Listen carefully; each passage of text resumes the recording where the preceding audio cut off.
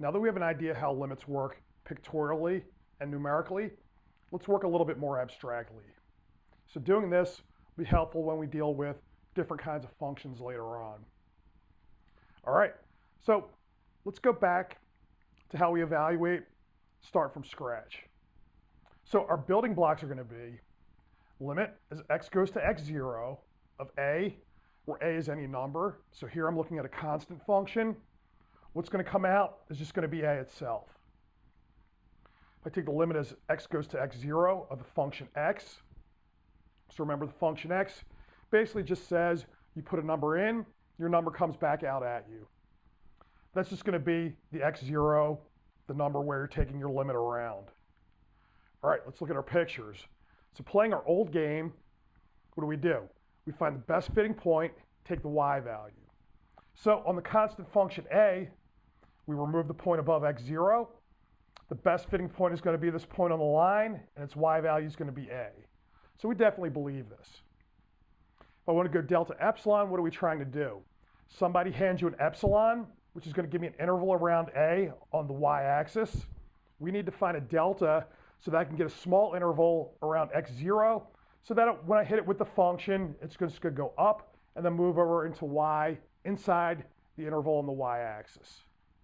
Here, we'll be able to use any delta that we want for any epsilon, because if you notice, if I take any point for this function, when I map it up, it just goes to a itself, and then that whole entire interval maps right onto the point a. Exactly a. There's nothing on the outside, so you're always going to wind up in any interval with radius epsilon. Okay, so here, doesn't matter what delta you pick. Once you pick it, it works.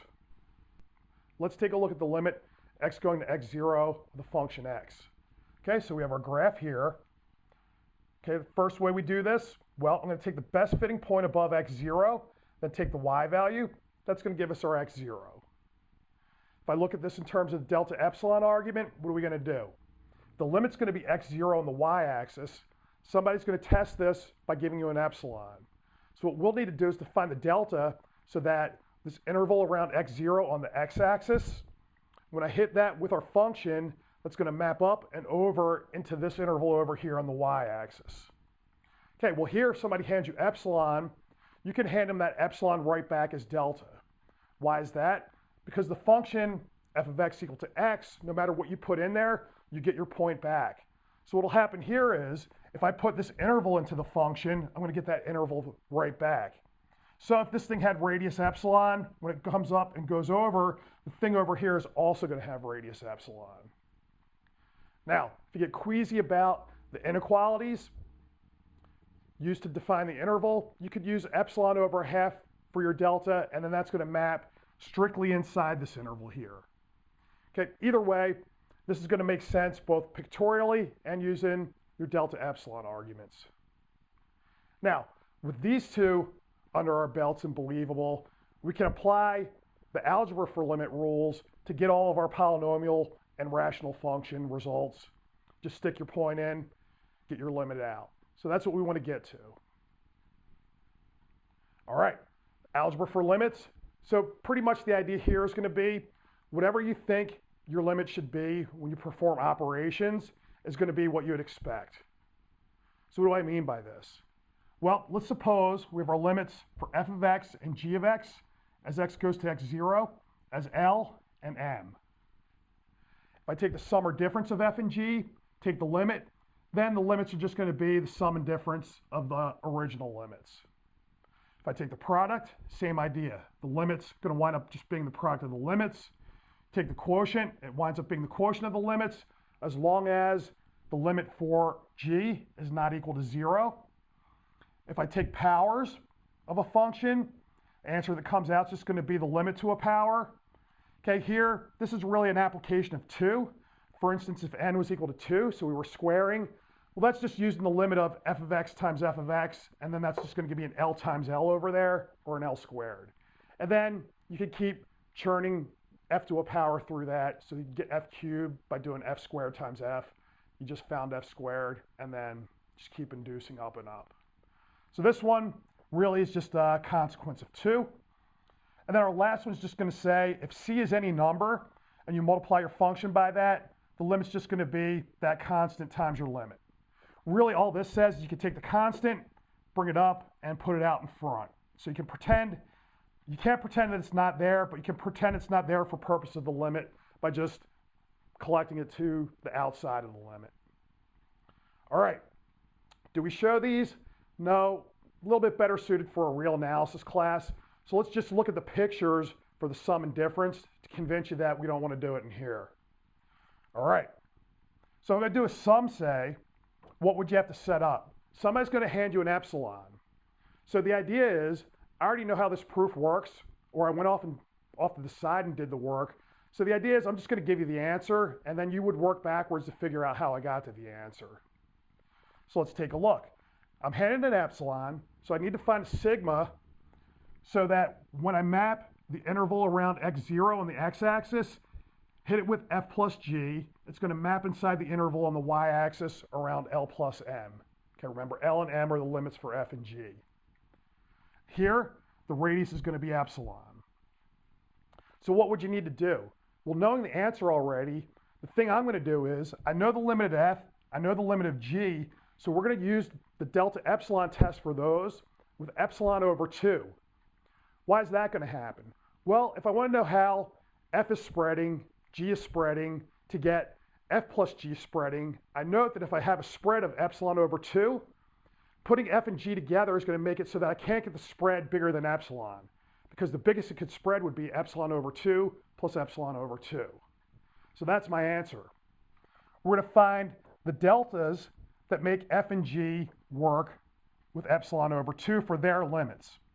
So we'll call the one for f delta 1, the one for g is going to be delta 2, and so if I want to find the delta for f plus g, I'm going to use the smaller of delta 1 or delta 2. So you have to kind of go off and think about why that's going to work. So if I'm using the smaller of these two, what's going to happen? The interval that I'm using with this delta is going to sit either exactly on one of these intervals or on the inside of it, since we're using the smaller one. So using both of these is going to get us squarely inside the epsilon over 2 intervals. And by what I explained, when you take the sum, the spread can't be more than epsilon.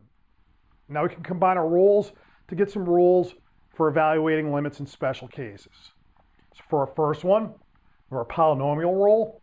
So polynomial just means taking powers of x, these are positive exponents, loaded up with coefficients, and then we just take the sum. So if I take a limit of a polynomial as x goes to x0, answer is going to be just evaluate your polynomial at x0. So let's take a look. So let's just start with the special case here because it'll give away all the points that we're interested in. So I take my limit of this, x goes to x0. The first step is I could break the sum up into 3 different limits. That's what the sum rule says. And now I can start attacking these each on their own. So the first case, what can we do? Well, we have the rule that says if I have a constant inside of a limit, we could just move it to the outside. So I'm going to do that on the first 2. And then we had the rule, if I take the limit of a constant, that's just going to be the constant itself. So that reduces to this line. And now note, what's our rule for x to a power? Well, x to a power, you just take your x0 and stick it in. So we're just going to evaluate. So that'll become an x0 squared. That becomes x0. And then, you know, what have we done? We've just taken our polynomial. Wherever I had an x, I put an x0. And that's the same as just evaluating the polynomial at x0. So polynomials, taking limits, not a whole lot to it. You just put your number in. All right, along those lines, we have rational functions. So a rational function is just going to be polynomial over another polynomial.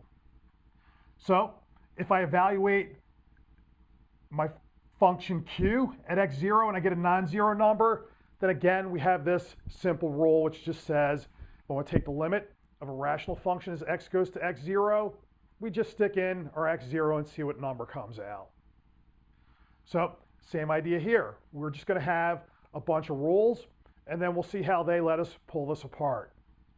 So if I take the limit as x goes to x0 of my r of x, well, first off, this is going to be a quotient of p of x over q of x. Quotient rule for a limit says if the thing on the bottom is non-zero, we can take the limit of the top over the limit of the bottom. And now I can go to work on each of these. Now, the top is going to be a polynomial, and we just saw that to get the limit of a polynomial, we just evaluate. And same thing in the bottom. Okay, and since this is not zero in the bottom, this number makes sense. So the answer is, if I want to take the limit of a rational function, stick your point in, see what comes out. As long as you're not dividing by zero, you're good to go.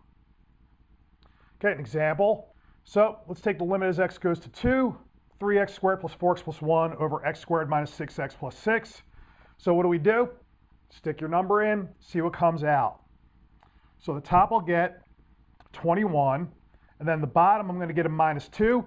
Minus 21 over 2 makes perfectly good sense, so that's my answer. What's the danger with doing it this way? You'll notice I didn't even try to draw a picture. So what's going to happen is, as you keep working more and more with your limits, kind of numerically, you're going to lose sight of the fact there's a picture you can put to all this stuff. So just remember, go back to the beginning if you start forgetting what limits actually mean.